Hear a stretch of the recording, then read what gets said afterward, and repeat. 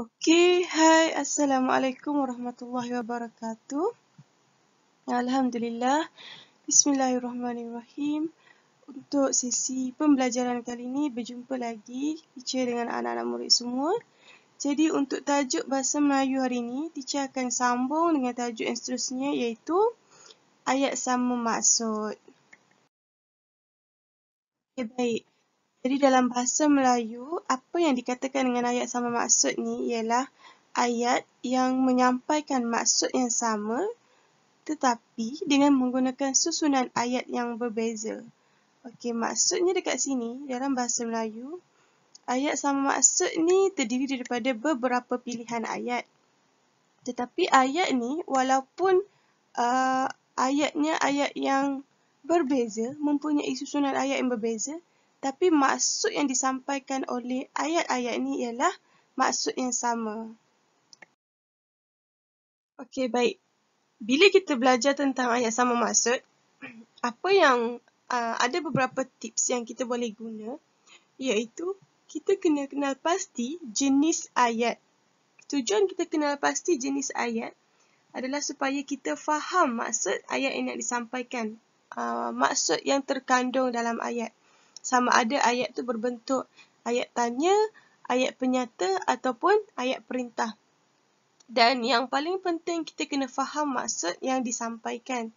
Dan lepas tu, kita kena cari apa yang terlibat dalam ayat tu. Apa situasi yang terlibat. Siapa yang terlibat dalam ayat? Contohnya kalau ianya berbentuk perbualan, perbualan tu berlaku di antara siapa kepada siapa. Bila merujuk kepada bila situasi itu berlaku. Jadi untuk kita faham betul-betul maksud ayat, kita kena kenal pasti jenis ayat dan kita kena cari apa situasi, apa konteks perbualan, siapa yang terlibat dalam situasi itu dan bila situasi itu berlaku. Okay. Bagi murid-murid lebih faham tentang ayat sama maksud, teacher sediakan contoh. Contoh yang pertama, ayah menyuruh abang mengambil kayu itu. Okey, so dalam ayat ni, kita kenal pasti ayat ni berbentuk ayat perintah iaitu ayat suruhan. Siapa? Siapa yang terlibat dalam ayat ni? Ayah kepada abang. Apa? Apa perbualan yang terlibat ataupun apa situasi yang berlaku? Menyuruh mengambil kayu.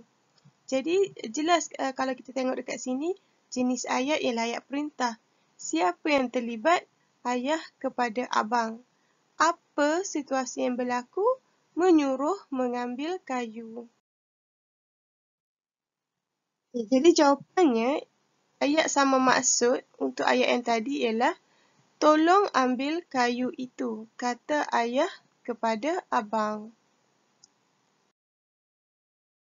Okey, baik. Jadi untuk contoh yang kedua, mendermalah kepada fakir miskin, kata Ustaz Faizul kepada Izhar. Okey, jadi untuk ayat ni kita kena pasti dulu jenis ayatnya ialah ayat perintah. Tapi ayat ni lebih berbentuk menasihati. Siapa yang terlibat dalam ayat ni? Ustaz Faizul kepada Izhar. Bukan Izhar kepada Ustaz Faizul, tapi Ustaz Faizul kepada Izhar.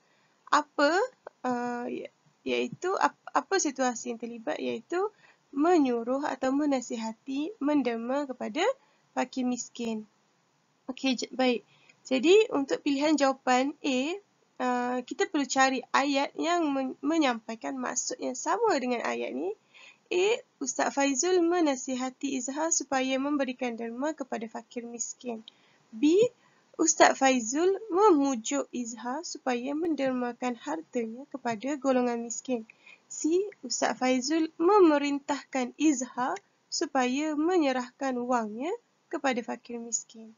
D, Ustaz Faizul meminta Izhar supaya menghulurkan wang saku kepada fakir miskin.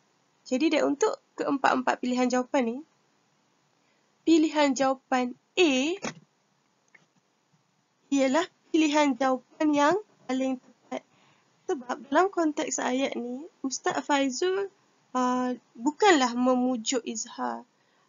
bukanlah meminta izhar, tetapi dia lebih kepada menasihati izhar. Jadi jawapannya Ustaz Faizul menasihati izhar supaya memberikan derma kepada fakir miskin. Okey, baik. Untuk contoh ayat yang ketiga, ketupat palas dan rendang tok yang dibuat oleh Nenek Tijah ini sungguh enak, kata Hana kepada Sofia. Okey, jadi untuk ayat ni, kita kena pasti jenis ayat. Ayat ni ialah ayat penyata. Siapa yang terlibat? Hana kepada Sofia. Apa situasinya?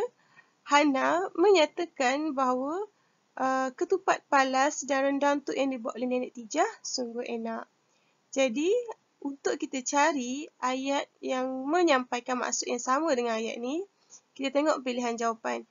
A. Hana dan Sofia memuji keenakan ketupat palas dan rendang yang dibuat oleh Nenek Tijah. Okey, ayat ni salah. Pilihan jawapan ni salah. Kenapa salah? Sebab Hana dan Sofia memuji keenakan ketupat palas.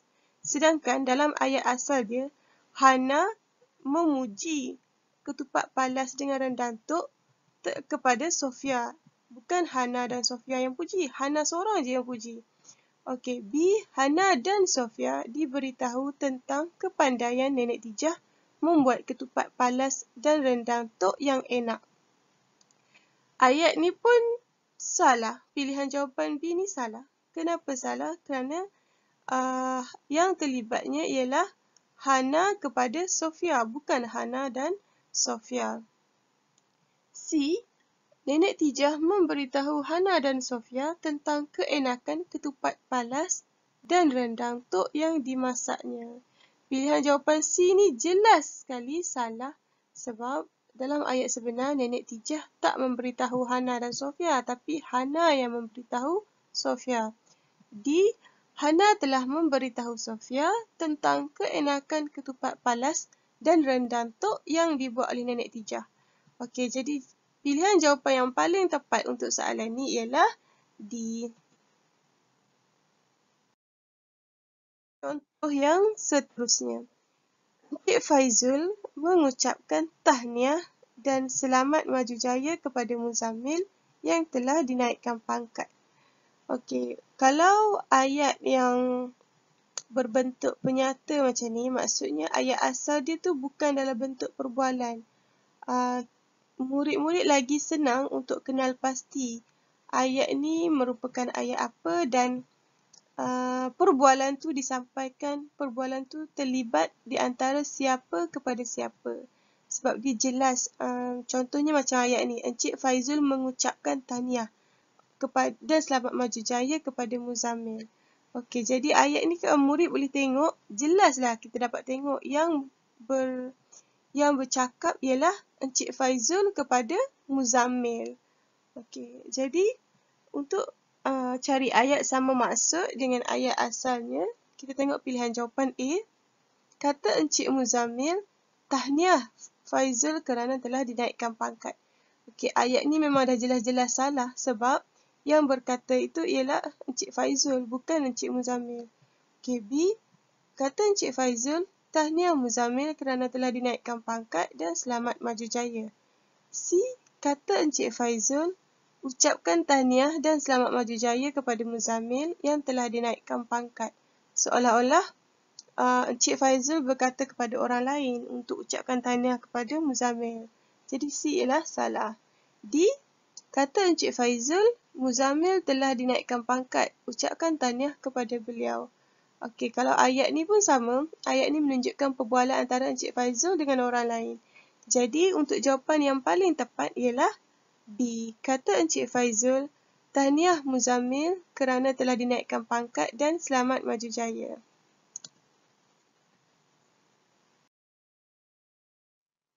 Okey, untuk contoh ayat yang terakhir, suruh Laila berjumpa dengan saya di perpustakaan selepas waktu persekolahan, kata Cikgu Siti kepada Ros. Okey, jadi dalam ayat ni, perbualan yang ayat ni ialah ayat perintah. Ianya berbentuk suruhan. Siapa yang terlibat antara Cikgu Siti kepada Ros? Apa situasinya Cikgu Siti menyuruh Rose memberitahu Laila untuk berjumpa dengannya. Okey, baik. Untuk pilihan jawapan, ayat yang kita boleh tengok, ayat mana yang sampaikan maksud yang sama? A. Selepas waktu persekolahan, Cikgu Siti menyuruh Rose dan Laila berjumpa dengannya di perpustakaan. Okey, ayat ni salah. Pilihan jawapan ni salah. Kenapa salah? Sebab Cikgu Siti hanya menyuruh Laila untuk berjumpa dengan dia, bukan Rose dan Laila. B. Rose menyuruh Laila berjumpanya dan Cikgu Siti di perpustakaan selepas waktu persekolahan. Ayat ni pun salah sebab yang menyuruh Laila berjumpa dengan Cikgu Siti ialah Cikgu Siti sendiri, bukan Rose. Okey, dalam ayat ni Rose menyuruh Laila berjumpanya dan Cikgu Siti. Okey, jadi ayat ni jelas sekali salah. C. Laila ingin berjumpa dengan Rose dan Cikgu Siti di perpustakaan selepas waktu persekolahan. Ayat ni pun salah. Kenapa salah? Sebab Laila hanya ingin berjumpa dengan Cikgu Siti, bukan dengan Rose. Okey, D. Cikgu Siti menyuruh Rose memberitahu Laila supaya berjumpa dengannya di perpustakaan selepas waktu persekolahan. Okey, jadi ayat yang paling tepat untuk jawapan untuk ayat asal ialah D. Jadi ayat ni menyampaikan maksud yang sama dengan ayat asal.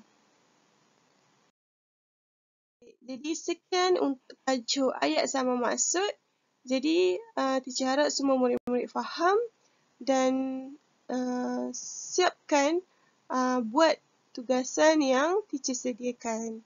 Okey, sekian. Assalamualaikum warahmatullahi wabarakatuh.